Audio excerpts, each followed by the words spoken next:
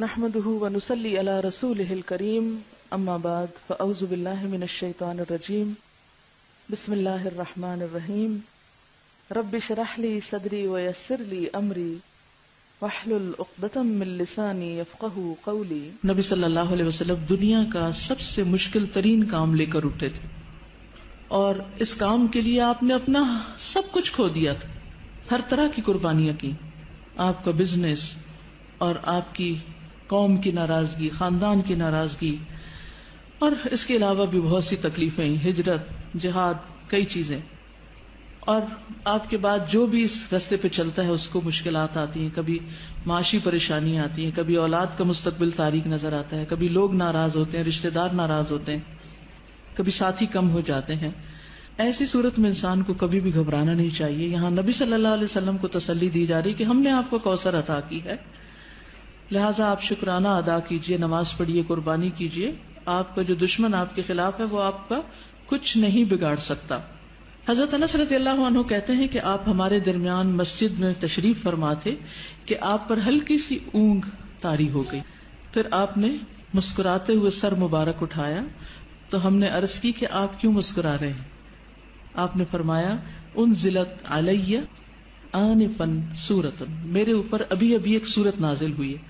پھر آپ نے بسم اللہ پڑھ کر سورت سنائی اور سورت سنا کر فرمایا اتدرون ما الکوثر، یعنی تلاوت بھی سنا دی اور پھر وضاحت بھی ساتھ ہی کر رہے ہیں، تعلیم دے رہے ہیں، کیا تمہیں معلوم ہے کوثر کیا ہے؟ تو لوگوں نے عرض کیا اللہ اور اس کا رسول ہی بہتر جانتے ہیں۔ فرمایا وہ ایک نہر ہے جس کا اللہ نے مجھ سے وعدہ کیا ہے، اس میں خیر کثیر ہے۔ اس نہر میں کیا ہے؟ خیر کثیر ہے۔ در حقیقت یہ ایک حوض ہے جس پر میری امت قیامت کے دن آئے گی، اس کے برتنوں کی تعداد آسمان کے تاروں جتنی ہوگی، اور اس سے کچھ لوگوں کو ہٹا لیا جائے گا تو میں کہوں گا کہ یہ میری امت ہے، تو مجھے بتایا جائے گا کہ آپ کو نہیں معلوم کہ آپ کے بعد انہوں نے دین میں کیسی کیسی نئی چیزیں نکال لی تھی۔ صحیح مسلم کی روایت ہے۔ بہرحال سورت کا محور یہ ہے، مرکزی مضمون یہ ہے کہ آپ صلی اللہ علیہ وسلم پر نعمتوں کا ذکر ہے، آپ کے مقام کی فضیلت کا بیان ہے، اور اس کے بعد آپ کو کیا کرنا چاہیے اس نعمت اور فضیلت کو پا کر، اس کا ذکر ہے کہ آپ شکرانے کے طور پر اللہ کی عبادت کریں اور بندوں کے حقوق کا خیال رکھیں۔ اس میں ہم دیکھتے ہیں کہ پچھلی صورت میں 4 چیزوں کی بات تھی، یا 4 خاص باتیں تھی، جس میں سب سے پہلے تو بخل کا ذکر تھا کہ ایک شخص یتیم کی ضرورت پوری نہیں کرتا، مسکین کی نہیں کرتا، ان کو ذلیل کرتا ہے۔ دوسری چیز نماز میں غفلت کی بات تھی۔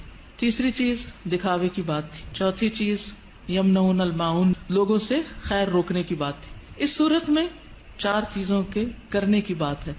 سب سے پہلے بخل کے اپوزٹ کیا ہے؟ الکوثر، خیر کثیر، کہ اللہ سبحانہ وتعالیٰ نے آپ کو خیر کثیر عطا کی، خیر روکی نہیں آپ سے۔ نماز سے غفلت کا علاج کیا ہے؟ فصلی، نماز پڑھو۔ دکھاوے کا علاج کیا؟ لربک، اپنے رب کے لیے پڑھو۔ اور پھر یمنعون الماعون، اس کا اپوزٹ کیا ہے؟ ونحر۔ جو شخص یہ کام کرے، کون کون سے؟ فصلی لربک ونحر، نماز بھی صحیح ادا کرے اور قربانی بھی کرے، صدقہ خیرات بھی کرے، اس کا دشمن سرنگوں ہو جاتا ہے، اس کا دشمن اس پہ غالب نہیں آ سکتا، اس کا دشمن اس کا کچھ بگاڑ نہیں سکتا۔ کبھی بھی آپ کو کسی سے خطرہ ہو، یہ 2 کام شروع کر دے، اللہ آپ کی حفاظت کرے گا۔ مشکلیں آتی اس لیے ہیں تاکہ ہم اپنے آپ کو سیدھا کریں، نمازیں اور اچھی کریں، اور اس کے ساتھ ساتھ بندوں کے حقوق کی طرف توجہ کریں، کہاں کمی ہو رہی، کسی کے ساتھ زیادتی تو نہیں کر رہے۔ تو آپ دیکھیں کہ کیسے مشکلات پر آسان ہوتی، آپ کے خلاف بولنے والے اور آپ کے بارے میں باتیں کرنے والے خود ہی خاموش ہو جائیں گے۔ اس صورت کا پس منظر یہ بھی بتایا جاتا ہے کہ جب آپ کے بیٹے قاسم کا انتقال ہوا اور یہ خبر ابو لہب تک پہنچی تو اس نے کیا کہا کہ محمد ابتر ہو گیا، اب ان کا نام نشان مٹ جائے گا، کوئی ان کا نام لینے والا نہیں۔ تو آپ کو تسلی دی جا رہی ہے کہ آپ فکر نہیں کریں، ناکام آپ کا دشمن ہی ہوگا، آپ کو اللہ نے خیر کثیر عطا کر دی۔ تفصیل دیکھتے ہیں۔ انا اعطیناک الکوثر، بے شک ہم نے عطا کی آپ کو الکوثر۔ انا سے مراد اللہ سبحانہ وتعالی، اعطینا ہم نے آپ کو عطا کی۔ عطا کیا ہوتی؟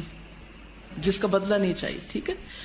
الکوثر، کوثر، الکوثر جو ہے یہ جیسے میں نے پہلے بھی عرض کیا، ایک ہے خیر کثیر، کثرت سے خیر عطا کی، بہت زیادہ بھلائی، بہت نعمتیں آپ کو عطا کی، اور انہی میں سے ایک نعمت نہر کوثر ہے یا حوض کوثر ہے۔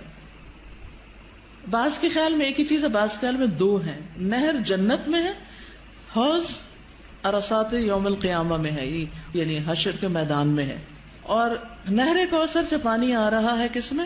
حوض میں، اور اس کی مسافت کتنی ہے؟ 1 مہینے کی لمبائی پہ لمبا اور 1 مہینے کی لمبائی پہ چوڑا، اس کی لمبائی چوڑائی اتنی ہے۔ اور جو نہر کوثر ہے جنت کی نہر، اس کے دونوں کنارے سونے کے ہیں، موتیوں اور یاقوت کا فرش بچھا ہے، مٹی کستوری سے زیادہ خوشبودار، پانی شہد سے میٹھا ہے، دودھ سے زیادہ سفید، مکھن سے زیادہ نرم، برف سے زیادہ ٹھنڈا۔ دنیا میں جو آپ کو بہت ہی پسند ہے اس کی کچھ مشابہت نظر آتی۔ اور حوض کوثر جو ہے میدان حشر میں، اس کے کناروں پر کیا ہے؟ پیالے ہیں، کتنے؟ ستاروں کی تعداد میں۔ جو ایک دفعہ اس سے پانی پیے گا وہ کبھی بھی دوبارہ پیاسا نہیں ہوگا۔ لیکن اس سے کس کو ہٹا دیا جائے گا؟ جو بدعت کرنے والا ہو، یا جو آپ سے دشمنی رکھنے والا ہو، آپ سے بغض رکھنے والا ہو، اس کو وہاں نہیں آنے دیا جائے گا۔ یا جو آپ کے دین سے بغض رکھنے والا ہو، نماز سے نفرت ہے، صدقہ خیرات سے، دین کا ہر کام میں مصیبت لگتا ہے۔ ایک یہ ہے کہ بوجھل ہونا، اچھا آپ سو کے اٹھے ہیں تو آپ کو بوجھل لگ رہا ہے نماز پڑھنا، وہ ایک فطری سی بات ہے، آپ تھکے ہوئے ہیں یا نیند میں ہیں۔ لیکن ایک یہ ہے کہ دل سے نماز کی چاہت ہی نہ ہونا۔ نبی صلی اللہ علیہ وسلم فرمایا کہ نماز میری آنکھوں کی ٹھنڈک ہے۔ ہمارے نزدیک نماز کا مقام کیا؟ ہم میں سے ہر ایک کو سوچنا چاہیے، میری زندگی میں نماز کا مقام کیا؟ مجھے نماز سے کتنی محبت اور چاہت ہے، کتنے شوق سے میں اس کی طرف جاتی ہوں، یا نماز بس خانہ پوری کی حد تک پڑھتی ہوں؟ کیونکہ یہ ہماری ایمان کا امتحان ہے اس میں۔ بہرحال یاد رکھیے، جس نے آپ صلی اللہ علیہ وسلم سے دشمنی رکھی، جس نے آپ سے بغض رکھا، جس نے آپ کی شریعت سے بغض رکھا، اس کے لیے پھر کوئی خیر نہیں، کوئی برکت نہیں، وہ حوض کوثر پر نہیں آ سکے گا۔